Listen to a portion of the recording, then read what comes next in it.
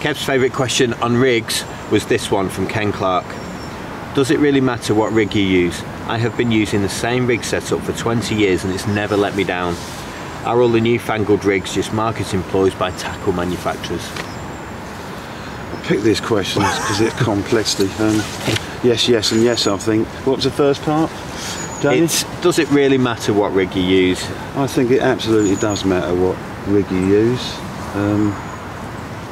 Every rig has its day and you have to move on with rigs because of the carp getting wised up. And I think that leads me into the second part, which was I've used the same rig for 20 years and it's never let me down.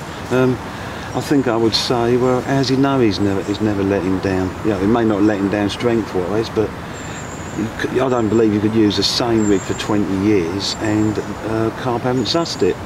You know, just because he goes out every week and catches a carp, has he ever wondered what would happen if he used a different rig, how many carp he may catch? You know, people kind of think because they're catching, they're doing good. It's only when someone turns up with something new and rips the lake apart that you think, oh, you know, all the time carp are being educated by us, so all the time they're learning to get around our rigs. So I absolutely disagree with that one.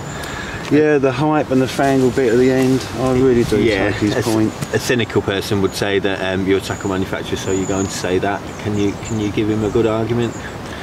I can give him a good argument because I don't write articles talking about all different rigs and all that. You know, I just talk about the approach I've done, which I do, which is basically all revolves around your blowback rig. You know, and I'm not saying use a different rig here, different rig there. I'm saying have a winning rig and work on it. I might change the hook length, the lead and whatever. Yeah? All the time I'm saying that you might have to change your rig, but it doesn't mean you've got to go, for example, the latest stiff, multi-hinged, whatever rig to you. Just change elements of it. That's the point I'm trying to make. So you keep on top of the fish.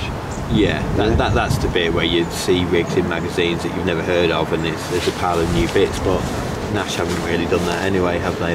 No, that business is about, you know, the mags, bless them, they need something to write about. You know, you've got columnists, dare I say, being a bit controversial, they need something to write about, so they invent a rig for the month just to get some space in a magazine. Rigs for books is not uncommon. No.